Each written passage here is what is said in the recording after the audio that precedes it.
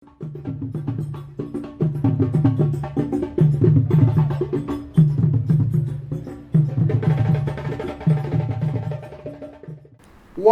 billion. We're talking about 1 billion. Now, that's not my valuation, not at all. But that's the number of people in the African continent today. But the biggest problem with this is we speak of such a large market, a 1 billion people market. But our continent is still lagging in terms of development, in terms of the economy. Yet we have such a huge market that could buy so many products. But why are we not at par with Eastern countries like China or Western countries like the US? Yet we do have the markets. Today, I'd like us to dispel the myth of African impossibility. Let's dispel this. Why is Africa not doing as well as what we're seeing outside? What is the big problem out of this? And to start this, I'd like us to first of all think of one huge company in the African continent right now, that's Jumia. April 12th, 2019. These were the headlines all over TV stations globally. Jumia is setting stage for all other African startups. Jumia, Nigerian-based e-commerce platform, is the first ever African unicorn. But while there was so much hype when you think of investors in Wall Street in London and all over the world trying to jump on the Jumia stocks, which was doing very, very well, sentiments were different in the African continent. Particularly after this video on CNBC about Jumia precisely. Jumia operates in Africa, but your headquarters are in Germany and Dubai. Top executives are French. Your engineering talent's in Portugal. Is it important to get technical talent in Africa to be more of a really African company as opposed to a European company? We are a completely African company. We operate exclusively in Africa. We have more than 5,000 employees in Africa. And as you point out, but those are the warehouses, not the engineers. The reality is, in Africa, there's not enough development and developers, for example. And we know that, and we need to collectively, the startups and the VCs and everyone address that, because everything should be in Africa. This is what we want, and it should be like this one day. We need to work on that. It's not going to happen overnight, but this is something we have to do, for sure. So the video just states of asking Jumia, is Jumia really an African company? Is Jumia really an African company? Jumia, headquartered in Dubai and Berlin. Founded by French founders, only operational in Africa. There's nothing African about Jumia apart from the fact that it is existent in an African market. Yes, Jumia is as African as Coca-Cola is an African company. And there was so much sentiment on African Twitter all over asking whether Jumia is African enough. But today, I don't want us to focus on whether a company is African or not, because let's look at the underlying value of Jumia as a company. Let's think about it. Today, when you think of bioelectronics, the first place you think about is Jumia Express. You get your laptop or your phone. Whenever you think of a deal, finding a home or furniture, the first place you think about, Jumia deals. When I started my content development company, where I got my microphone, all the filming equipment was on Chaptr.global.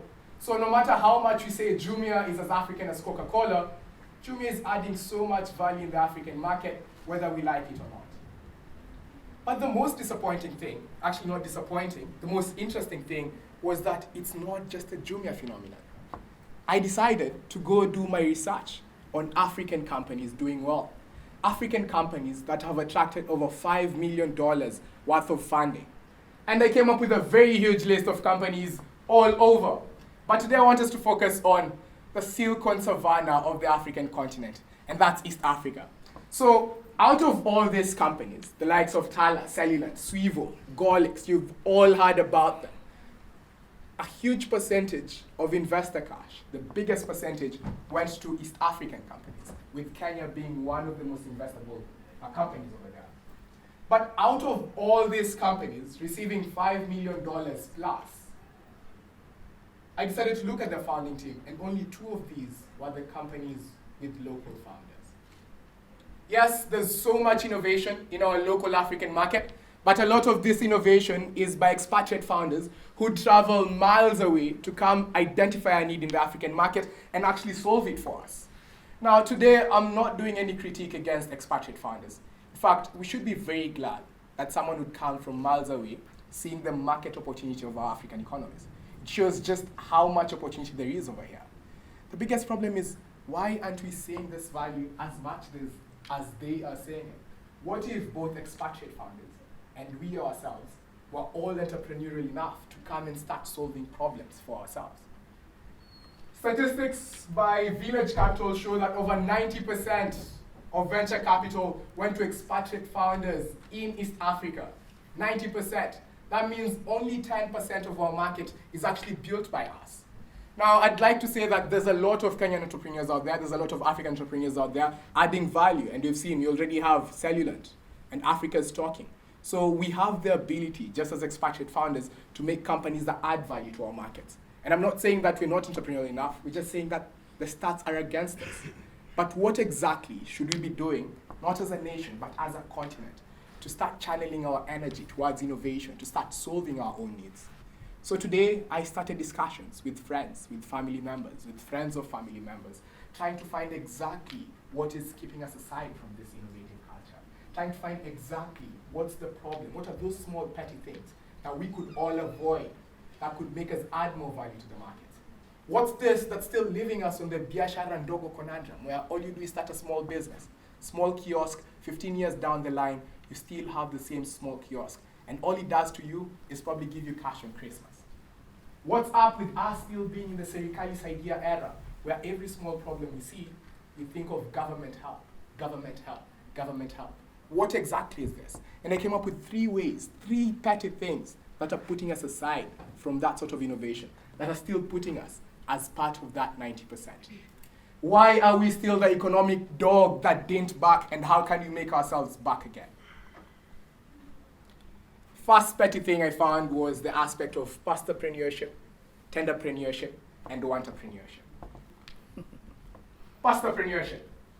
The easiest business model in African markets today is pastapreneurship.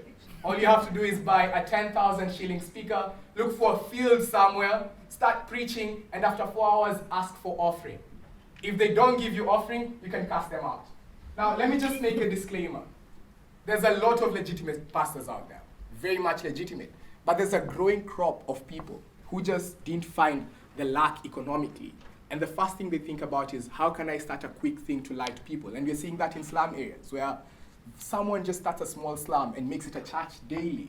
But what you're doing is that energy could be funneled to something to speak more value to markets. One, because they're not legitimate most of the time, yet they still do have the skills of selling. They sell it so much. How much selling could they do to add value to the economy? Pastapreneurship is putting aside some people from adding value to our markets. And what's disappointing about it is they're not legitimate enough to be pastors, because there's people who are legitimate enough to be doing that. Now, just still talking about pastapreneurship. For those of us who are privileged enough, where you can get to wear a suit, you can go for a government meeting and all, instead of thinking of looking for problems and solving them, we end up on something we call tenderpreneurship. This is whereby you spend your first month writing a very awesome proposal, thinking about how you're going to supply tissues to the government. Unfortunately, you never get the tender, but you sit in your couch 3 years down the line still waiting for tenders.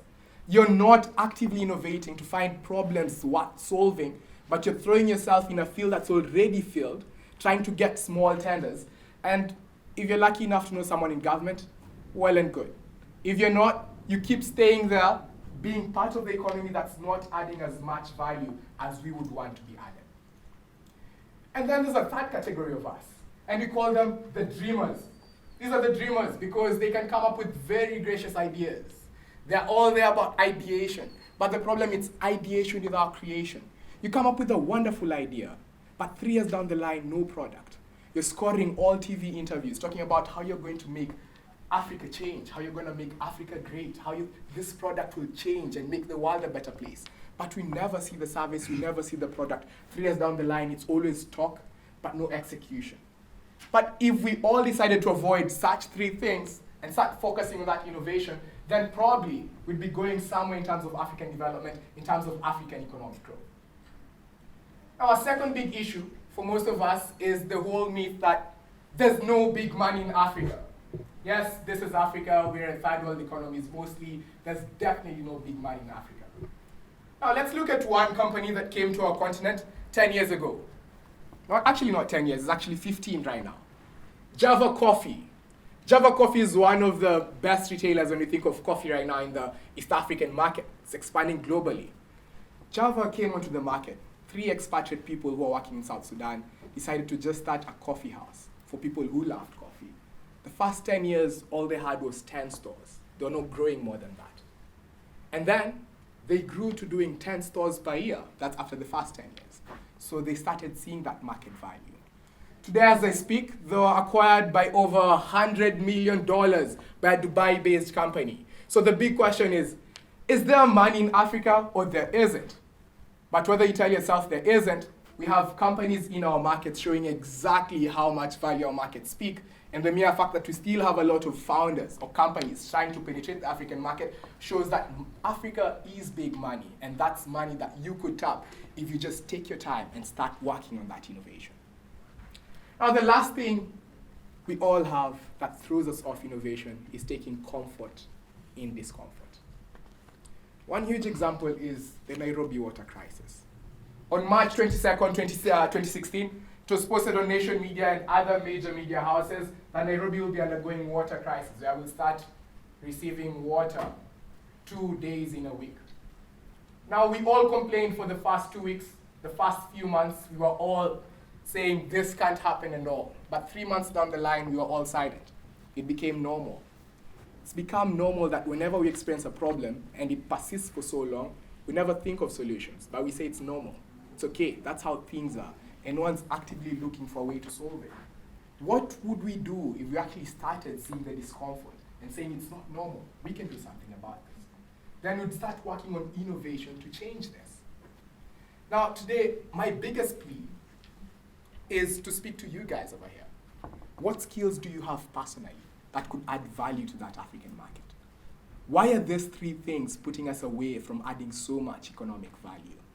How can you make ourselves a thriving continent using our skills by ourselves? We're seeing a lot of people come here, start companies that are growing significantly. But the more of us get out there and start impacting on the economy through small ideas and persistent execution, then probably, and this is my biggest dream, that 10 years from now, we'll come down here and we'll see Company X, founded by someone who was hearing this talk today, is not just Africa's first unicorn, but Africa's 100+ unicorn. It's only through that incessant innovation that we can chart a new dawn for Africa. My name is Cyril Michino, and I'm an Afrofuturist. Thank you.